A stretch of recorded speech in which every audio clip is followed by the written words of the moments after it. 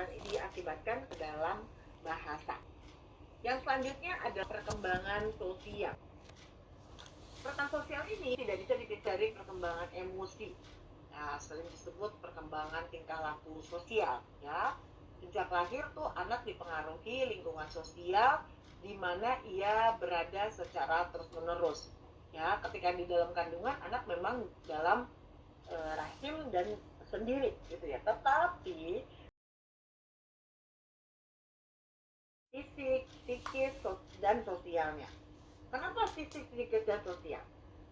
Fisik ya, dengan dia bermain dia melatih otot-ototnya. Tadi kan berkembang ya, ototnya, lemaknya sudah berkurang, ototnya sudah berkembang, tulangnya juga berkembang, sehingga latihan fisik itu penting. Kemudian psikis dan sosial, ketika dia mulai berinteraksi dengan orang lain,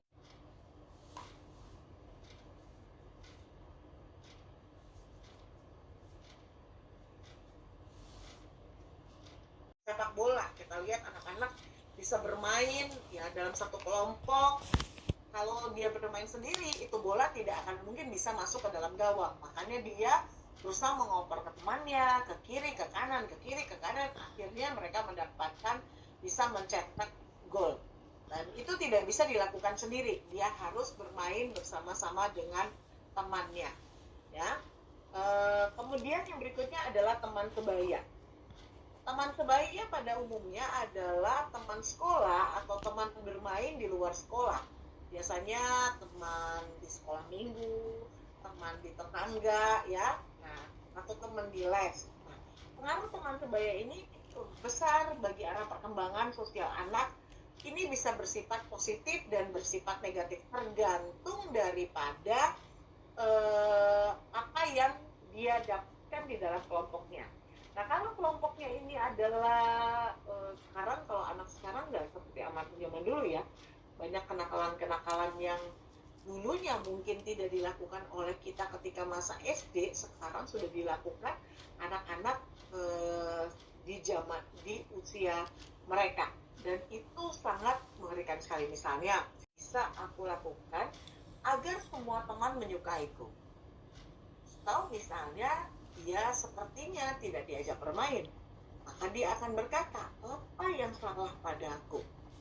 Ya, sehingga mereka tidak mengajak aku bermain. Jadi mereka berupaya agar mendapat simpati dari teman-teman, bahkan ingin menjadi anak yang paling utama bila bertambah besar, lebih banyak bermain sendiri daripada bermain yang bersifat sosial dan hanya sedikit mengikuti kegiatan yang melibatkan permainan fisik yang berat daripada orang yang terlampau cerdas. Nah, jenis lingkungan ini juga menentukan main konstruktif. Ya, konstruktif itu membuat sesuatu ya untuk bersenang-senang saja tanpa memikirkan manfaat. Ini merupakan permainan yang populer antara laki-laki. Sedangkan perempuan lebih menyukai jenis konstruktif yang lebih halus, seperti menjahit, menggambar, melukis, membentuk puzzle, menjelajah. Seperti anak yang lebih muda, anak yang lebih besar senang memuaskan keinginan tahuan atau melakukan eksplorasi tentang hal-hal yang baru, yang berbeda dengan cara menjelajah. Terjadi pada anak sampai usia SD. Dulu, kalau kayak dulu ya, kita koleksi tidak puas lagi memainkan jenis permainan yang sederhana ya, atau tidak terdepresiasi. Itu merupakan permainan di awal kanak-kanak. Ia ingin bermain yang permainan lebih besar seperti bola basket, sepak bola, baseball, dan hoki. Makanya ada klub-klub. Seperangkat pengetahuan, sikap, dan keterampilan ini merupakan tugas perkembangan yang mestinya dikuasai pada kanak-kanak akhir. Nah, tugas perkembangan ini dimiliki oleh setiap fase. Ya, ketika fase early childhood ya, anak-anak awal atau pada masa bayi ya, ini ada tugas perkembangan yang harus dimiliki. Misalnya anak usia 1-2 tahun harus bisa mempunyai berapa kata, harus bisa merangkaikan kata, minimal menggunakan kalimat dengan 2 kata gitu ya. Nah, kalau misalnya dia belum bisa sampai 2 tahun, maka dia akan diindikasikan speech delay. Nah, ini yang kita akan bahas ini adalah tugas perkembangan untuk anak-anak akhir. Yang pertama, belajar menguasai keterampilan fisik dan motorik untuk permainan yang bersifat umum. Jadi keterampilan fisik dan motorik itu dipelajari dari permainan, ya. Yang kedua, ya, artinya dia punya kelompok-kelompok kelompok-kelompok sosial dan dia bisa berkomunikasi, bisa beradaptasi, bisa melakukan interaksi dengan kelompok sebayanya. Kemudian belajar memainkan peran sesuai jenis kelaminnya. Yang menjadi kebahagiaan masa kanak-kanak akhir.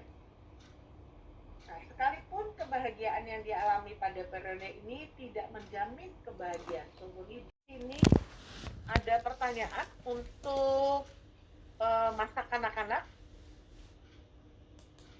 Izin bertanya Ibu dosen. Ya, silakan Bu Risma. Seperti tadi yang kita pelajari, yang Ibu katakan bahwasannya anak yang cerdas itu biasanya cenderung lebih menyendiri ya Bu ya, lebih bermain sendiri. Iya. Nah itu memang saya alami dengan anak saya yang pertama, karena nggak tahu kenapa ya Bu, dari mulai SD sampai SMA dia memang selalu juara satu dan juara satu umum bahkan. Tapi dia bukan saya bilang dia tidak pandai berteman Bu, cuman dia memang tidak terlalu introvert ya kesannya ya. Jadi tidak terbuka seperti anak saya yang nomor 2, memang benar-benar welcome, benar-benar bebas, maksudnya benar-benar ramah gitu loh.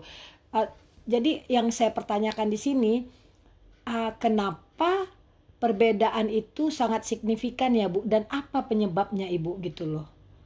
Anak-anak yang cerdas itu cenderung lebih introvert. Introvert. Iya, maksudnya lebih menyendiri gitu loh Bu, kurang suka bergaul gitu loh Bu. Oh iya.